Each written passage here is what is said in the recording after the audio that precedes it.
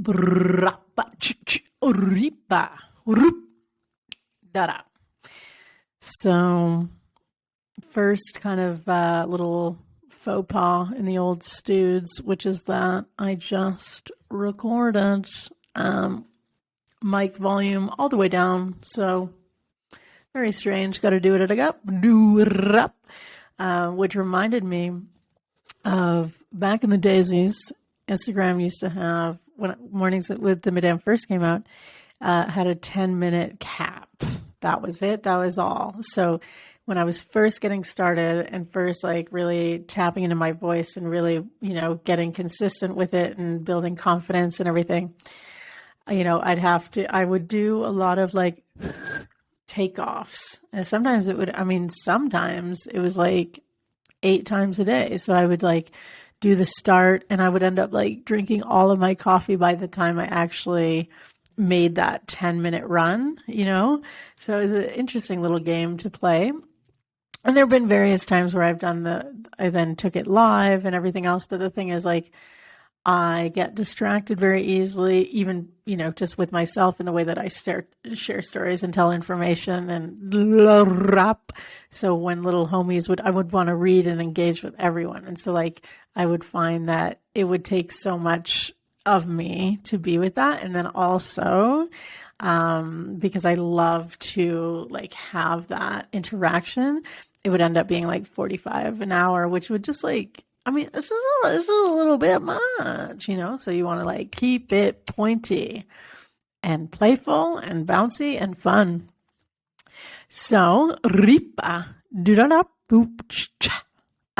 Great. Well, what I pointed out was my little scarfita, which is my mom's. Like, it's just got a ton of powerhouse animals on it. And it's super loud.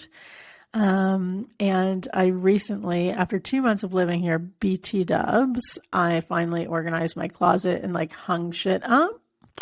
And I think that, what that tells me is that I was like, feeling happy with the state of my wardrobe, because when I first moved here, when I was going to move, I was like, I don't even want to bring a suitcase. I had a couple of things, but of clothing. I wanted to leave all my clothing behind, because what it had started to feel like for a long time, actually, not just like started to feel like, but it was like this old snake skin that I'd already shedded and that I would have to like then adorn myself with when it wasn't, it was like, oh my God, no, like this isn't for me anymore. This is haggard and it's from a very different, book in my life even. So that was weird. And then, just very recently have like plumped up my wardrobe to a point where I'm like, yeah, okay. At first, when I made my big like thrift haul, hit the jackpot. It was so great. It was like, when you go to the grocery store and then you get home and you've got like a bunch of ingredients, but you don't have a meal. It was the same thing. I was like, oh my God, I don't even know. Like, I don't even have anything to wear. I just have ingredients. But now I've got like a couple mixy matchies. I'm feeling good. And in the closet, the bottom left is where all of my mom's scarves are. So it's just this is such a treasure to open up to and see and go, ooh, what am I going to put on, I'm remembering to lean back just because like when I put my little face up when I make it story size, I'm like, ooh, my face is like V in your face. So I just want to like lean back energy.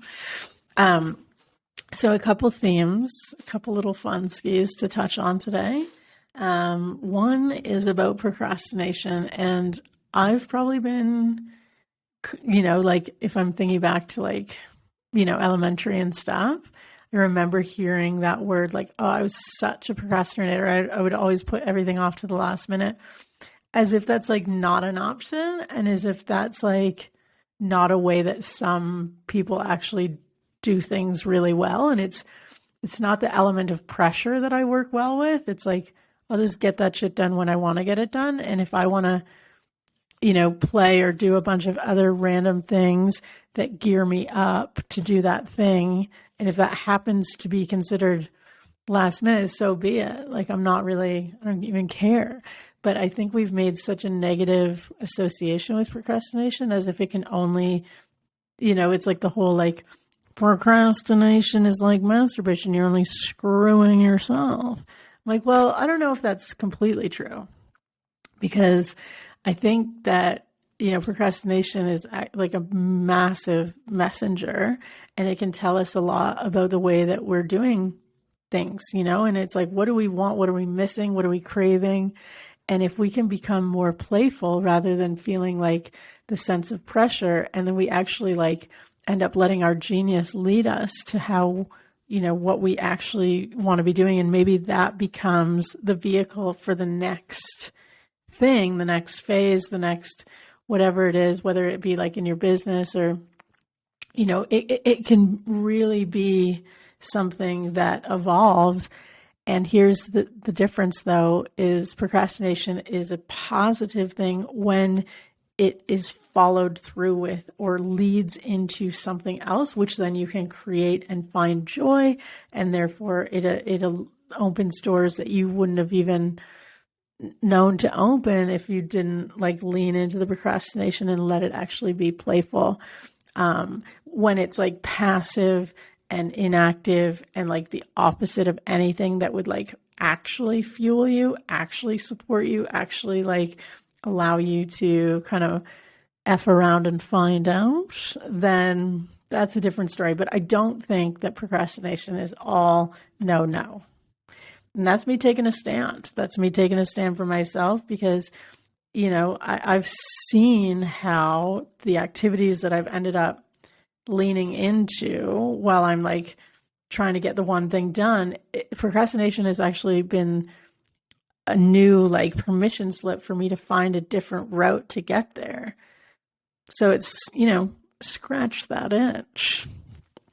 And I have a very specific thing that obviously that this came from, which was yesterday.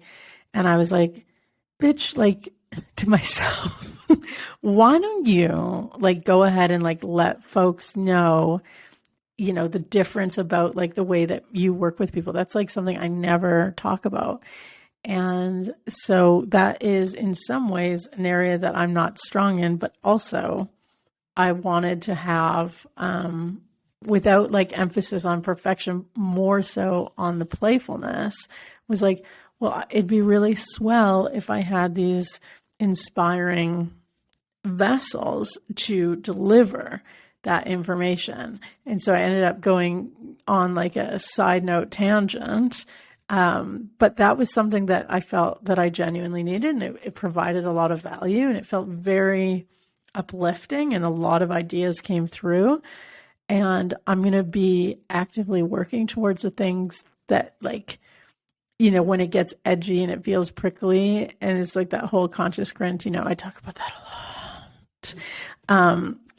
It's actually then following through with something and getting that F out of your own way to then try something different and lead with something different and like find out what ends up feeling really good, which is an area that you didn't really allow yourself to fully lean into.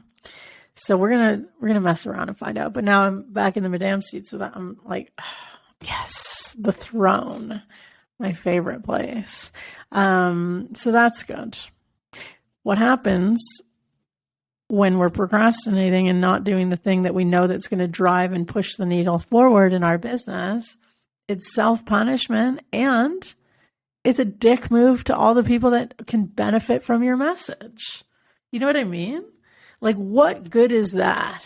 And the chances are, if you're listening to this right now, one of your values is generosity. You love, like, literally one of your purposes is to uplift, support, inspire others, activate others, share from, your learned experience and help, be the homie that you carve new pathways with and create a better world. So if that's true, I'm going to ask you, why are you hoarding your brilliance? Why are you tucking that away and keeping that in some like compartment that you're not even benefiting from because you know damn well that information is best when it's shared? Okay, my dog and Eduardo are back. I gotta go.